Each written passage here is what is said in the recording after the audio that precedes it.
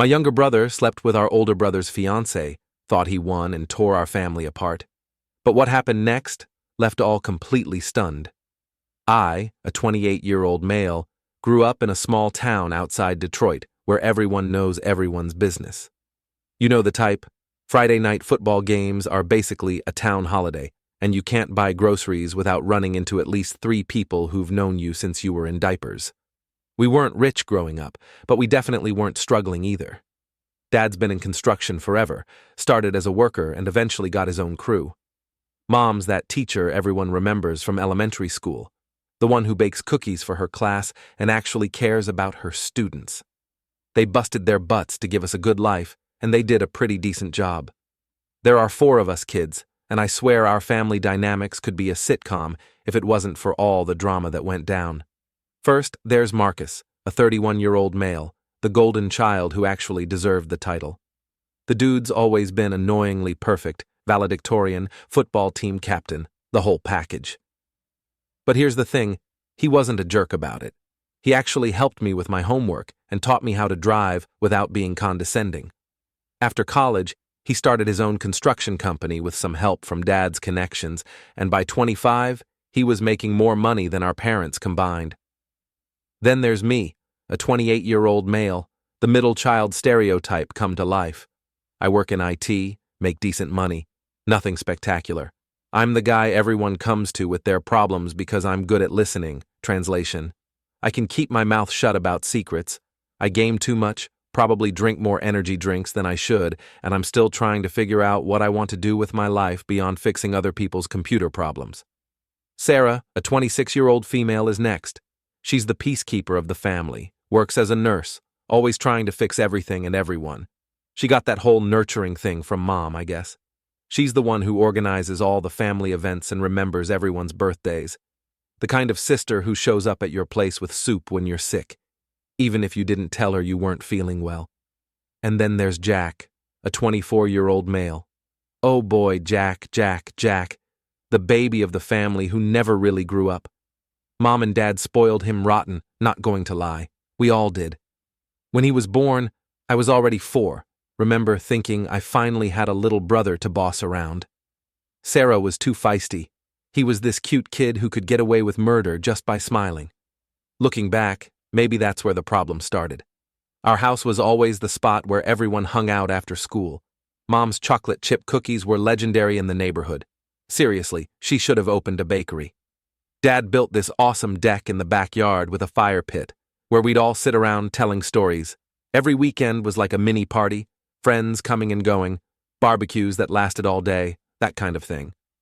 Growing up, we had this whole one for all for one thing going on. Mom was big on family loyalty, like really big on it. She'd always say, at the end of the day, blood is all you've got. If one of us got in trouble at school, we all got lectured. If someone was being bullied, we all showed up to deal with it. When Marcus got into a fight defending Sarah from some creep at a party, we all covered for him. Sorry, Mom, if you're somehow reading this, that dent in the car wasn't from a shopping cart. Dad was more the silent type, but his actions spoke volumes. He never missed a single game, concert, or school event for any of us, worked overtime to make sure we could all go to college without drowning in debt. The man literally built additions to our house with his own hands, so we could each have our own room as we got older. We had our issues, sure. What family doesn't? Marcus could be a bit of a perfectionist, always trying to fix everyone's problems. I went through a phase in high school where I was kind of a jerk. Sorry about the emo phase, Mom. Sarah had her drama with boyfriends that we all had to deal with, and Jack was always a bit self-centered, but we chalked it up to being the baby of the family. Despite all that, we were tight, like really tight. Family dinners every Sunday were mandatory, even through college. We'd all drive back home unless we literally couldn't make it. Holidays were huge affairs with all the cousins, aunts, and uncles cramming into our house. We had these stupid family traditions that probably looked weird to outsiders, but meant the world to us, like our annual Christmas Eve pizza night, long story. Or the way we'd all pile into Marcus's room during thunderstorms, a habit from when we were kids that just never stopped. So, about 2 years ago, Marcus meets this girl, Olivia, at some fancy contractor showcase thing. He was there showing off his company's work, and she was this hotshot interior designer who just moved to the area from Chicago. The way Marcus tells it, or used to tell it before everything went to hell, she walked up to his booth and started absolutely roasting his choice of bathroom tiles in this model home display. Said something about how beige is the color of giving up on life. Marcus, instead of getting offended, just fell head over heels. This is where I need to paint you a picture of Olivia, because it's important for understanding how everything went down. First off, she was gorgeous. Like turn heads when she walks in gorgeous, but not in that intimidating way. More like the girl next door who somehow also looks like she could be on magazine covers. Long brown hair, always perfectly styled. Found out later she spent like $200 on haircuts, which blew my mind. She had this subtle tattoo of a compass on her wrist that she got while backpacking through Europe after college. Trust me, we all heard that story about 50 times. But here's the thing about Olivia. She wasn't just pretty. The girl was smart as hell and funny too, had this way of telling stories that made even the most boring stuff sound interesting. She could talk about paint swatches for an hour and somehow keep everyone engaged. She had this laugh, man, this genuine belly laugh that would make everyone else start laughing too. Even our dad, who usually takes forever to warm up to our partners, was cracking jokes around her by the second family dinner. The first time Marcus brought her home, it was like watching someone complete a puzzle we didn't even know was missing pieces. She jumped right in to help Mom in the kitchen and actually knew what she was doing. Apparently, her grandmother was some famous chef in Chicago. She could talk sports with Dad without having to fake interest. She even managed to get Sarah to spill about this guy she was dating, which was impressive because Sarah's usually super private about that stuff. They moved fast, but nobody questioned it because they just worked. After 6 months, Olivia was basically living at Marcus's place. By 8 months, they were house hunting together. Marcus proposed at the 1-year mark, and I've never seen my brother so nervous about anything. He planned this whole elaborate thing, rented out this rooftop restaurant, hired a photographer, the works, but in typical Marcus fashion, he ended up blurting out the proposal in the parking lot because he couldn't wait any longer. Olivia loved it though, said it was perfectly them. The house they bought together was this huge old Victorian that needed a ton of work, but with Marcus's construction knowledge and Olivia's design skills, they turned it into something out of a magazine. Like literally, it got featured in some local home and garden publication. They had this whole vision for it. Room for future kids, a huge kitchen for family gatherings, even a basement apartment they were planning to fix up for Mom and Dad when they got older. Everything was perfect. Too perfect. Looking back, you know that saying about things that seem too good to be true? Yeah. This is where Jack starts showing up more in the story. He just graduated college with some generic business degree, no offense to business majors, but this was his third major, after switching from engineering and then psychology. He moved back home because the job market was tough, and started working part-time at this car dealership. It started with these little things that seemed innocent enough on their own, like Jack suddenly got really into fitness. Now my brother had always been in decent shape, but suddenly he's at the gym twice a day, buying all these fancy workout clothes, posting thirst traps on Instagram. Cringe. I know. At first, we all just thought he was going through some quarter-life crisis thing. But then I noticed he was only this dedicated on days when he knew Olivia would be there. The gym thing turned into smoothie dates, which turned into work meetings because suddenly Jack was really interested in interior design. Yeah, right. This is the same guy who had Star Wars posters taped to his wall with actual Scotch tape until he was 20. But now he's spending hours looking through Olivia's portfolio and asking about color schemes. Please. I remember this one specific day that really set off alarm bells. Marcus had this huge project about 2 hours away, so he was gone a lot. I stopped by their house to drop off some stuff Mom had sent over. She was always sending random care packages, usually full of those famous cookies. I walked in. We all had keys because Marcus wanted us to feel welcome, and found Jack and Olivia sitting way too close on the couch, looking at something on her laptop. The way they jumped apart when they heard me. I've seen guilty teenagers with better poker faces. Olivia started rambling about some client project she was working on, how Jack was so helpful with the business side of things. Meanwhile, Jack couldn't even look me in the eye. The air was so thick with awkward tension, you could cut it with a knife. But here's the part that really kills me. I didn't say anything. I just stood there, making small talk like an idiot, pretending I didn't see how red Jack's face was or how Olivia's shirt buttons didn't line up right. I told myself I was imagining things, that my little brother wouldn't do that to Marcus, that Olivia wouldn't throw away everything she and Marcus had built together. The incidents kept piling up, though. Sarah noticed it too. We were at this family barbecue, one of those big ones where everyone brings their kids and dogs, and it's total chaos. Sarah pulled me aside behind Dad's garage where we used to hide to smoke in high school. Sorry again, Mom. She was practically vibrating with nervous energy. Please tell me I'm not the only one seeing this, she whispered, gesturing toward where Jack and Olivia were standing by the drinks table. They weren't even doing anything obvious, just talking and laughing, but there was this electricity between them, the way Olivia would touch Jack's arm when she laughed, how Jack's eyes followed her every movement. I tried to play it off. They're just friendly, I said, not even believing myself. Sarah gave me this look that could have peeled paint. Friendly? Are you blind? Look at them. And yeah, when you really looked, it was obvious. The lingering touches, the inside jokes, the way they'd gravitate toward each other at every family gathering, how Jack would jump up to help if Olivia needed anything. Meanwhile, Marcus, sweet, oblivious Marcus, would just smile, probably thinking how great it was that his fiancée and brother got along so well. The worst part was watching Olivia with Marcus. She was still playing the part of the perfect fiancée, planning the wedding, talking about their future, acting totally in love. But something was off. She stopped looking at him the same way, started checking her phone more during their conversations, would get this guilty look whenever Marcus talked about the wedding. Then came the text messages. I wasn't snooping, I swear. But one day Olivia's phone lit up while she was helping Mom in the kitchen, and I happened to see Jack's name pop up with a message that definitely wasn't about interior design, if you know what I mean. She snatched the phone up so fast she almost dropped it in the sink. I started noticing a pattern. Jack would show up at their house almost every day. Marcus had job sites to visit, always with some excuse, needed to borrow tools, wanted workout advice, had questions about starting his own business. But he'd stay for hours, long after any legitimate reason would have justified. The breaking point for me was when Marcus excitedly told me they'd picked a wedding date, June 15th. You know what Jack did when he heard? He dropped his glass, just straight up shattered it on Mom's kitchen floor. Olivia rushed to help him clean up, and I swear to God I saw tears in his eyes. I should have said something then, should have pulled Marcus aside and told him what I was seeing.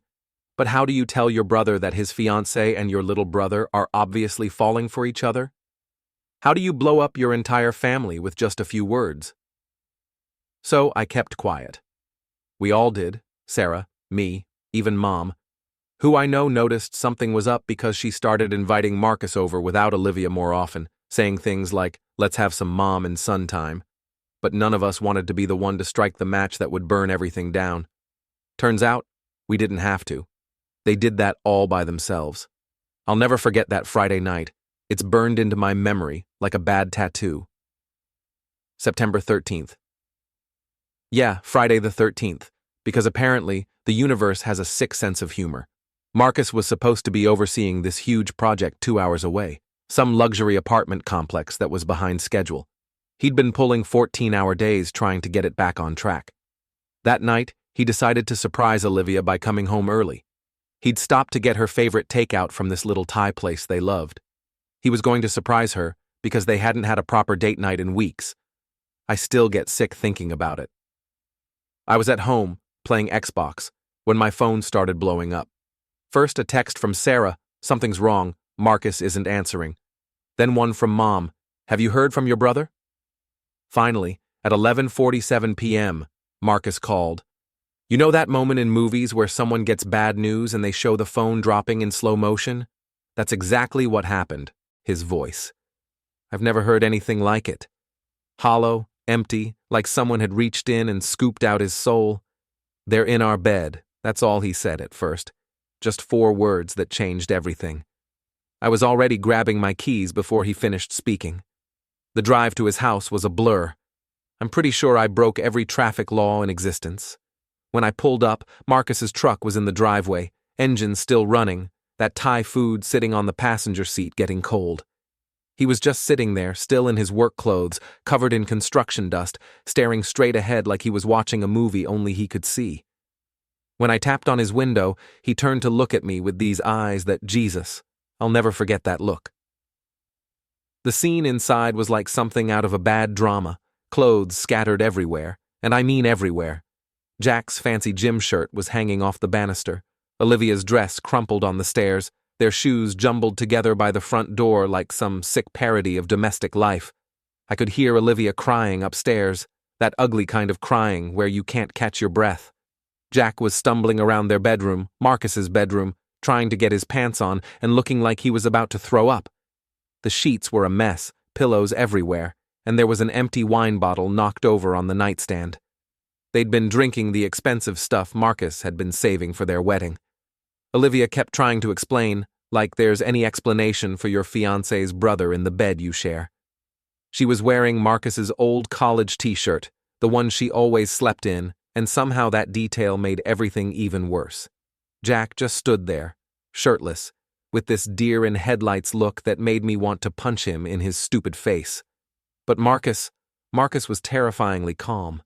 He walked into that bedroom like he was entering any normal construction site, surveyed the damage, took a deep breath.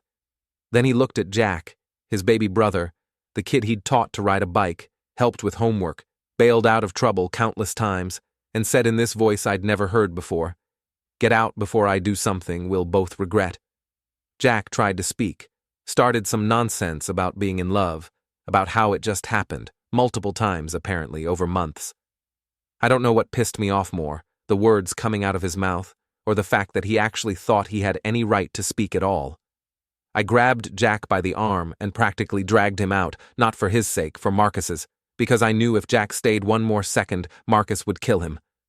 Honestly, part of me wanted to let him.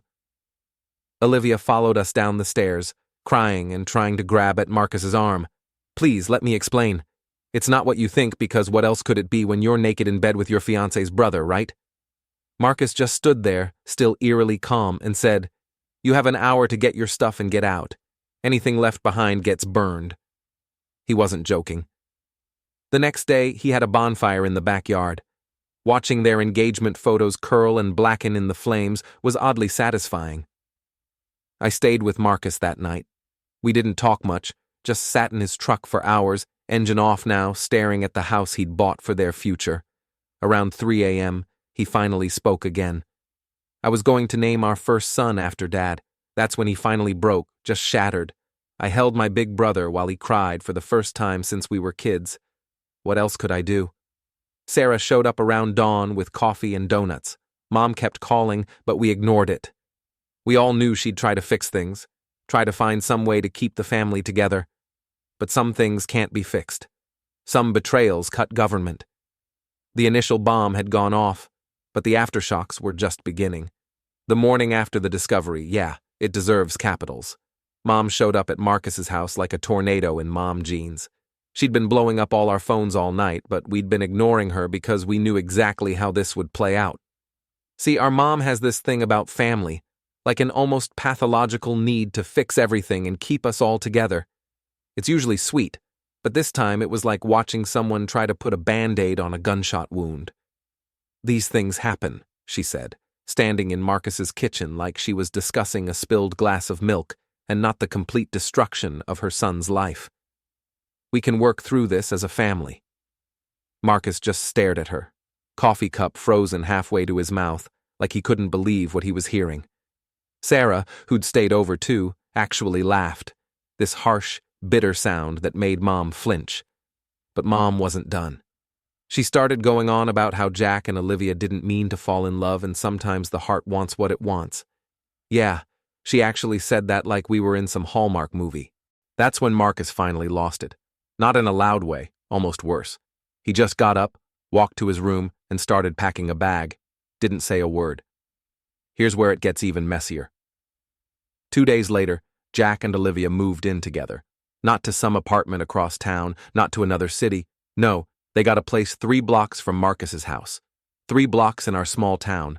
That meant Marcus couldn't even go to his favorite coffee shop without risking running into them. Dad's reaction was something else entirely. Remember how I said he was the quiet type? Well, turns out he had a voice when he needed it. He showed up at Jack's new place, found out later Mom had given him the address, and the neighbors probably learned some new curse words that day, called Jack every name in the book, told him he was no son of his, the whole 9 yards. Then he went home and took down every single photo of Jack from the house, just erased him. Sarah handled it her own way. She's a nurse, right? Works at the local hospital. Apparently, Olivia came in for some routine thing, and Sarah made sure she got the intern who's known for missing veins on the first few tries for her blood draw. Petty? Maybe. Satisfying? Absolutely. The real kicker came when we had to start dealing with the wedding stuff. They'd already put deposits down on everything, the venue, the catering, the band. Marcus didn't care about the money. His business was doing well enough that he could take the hit. But canceling everything meant having to tell people what happened. In our small town, news travels fast, but somehow having to say it out loud made it worse every time. Then the social media storm started. Olivia, in her infinite wisdom, decided to post this long, dramatic statement about following your heart, and sometimes love finds you in unexpected places. Included a photo of her and Jack looking soulfully into each other's eyes. The comment section turned into a war zone. Most people were Team Marcus, because duh. But there were actually a few people defending them.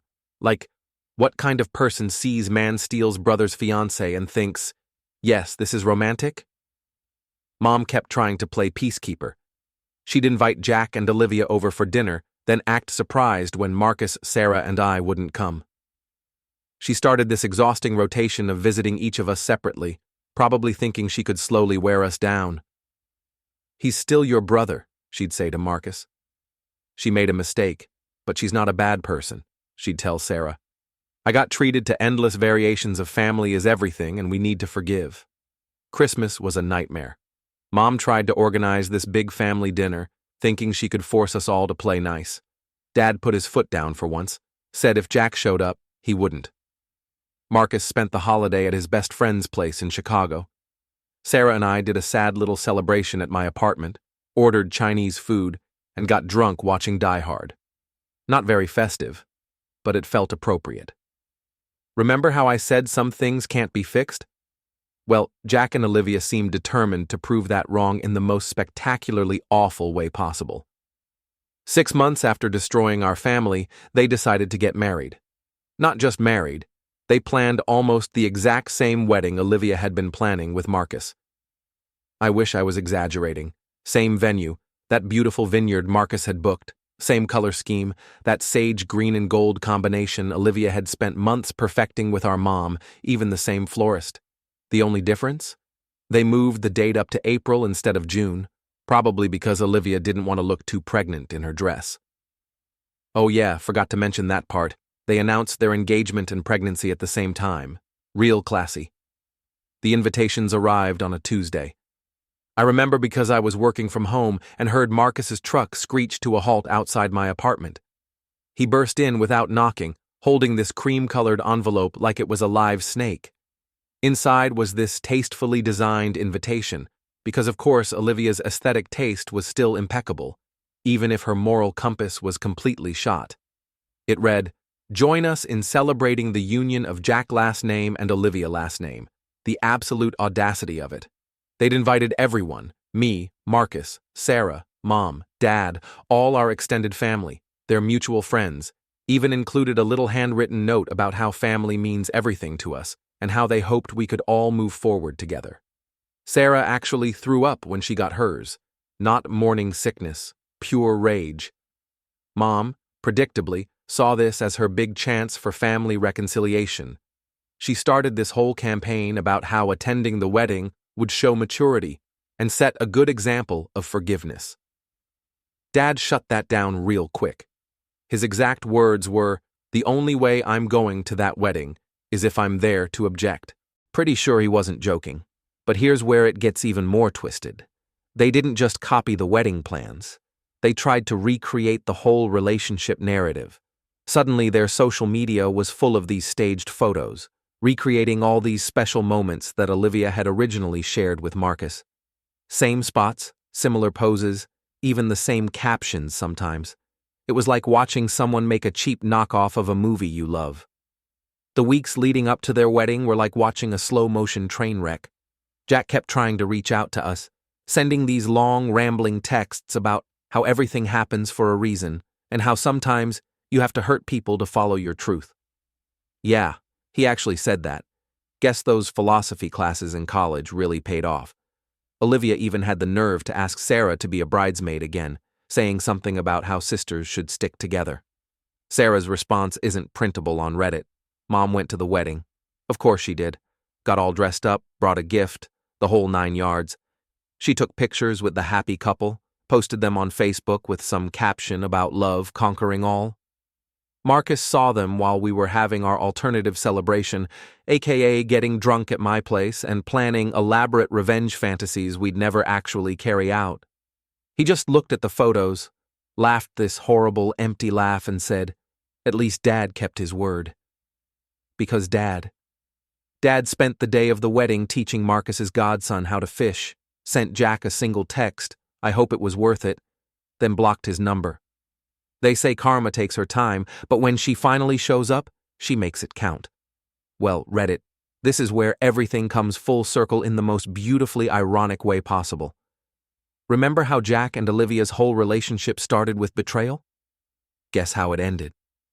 If you said with another betrayal, congratulations, you've been paying attention. It happened about 3 months ago. Their perfect little life was all over social media, matching gym outfits, fancy date nights, nursery progress pics, gag, and these weird monthly pregnancy photo shoots that Olivia insisted on doing.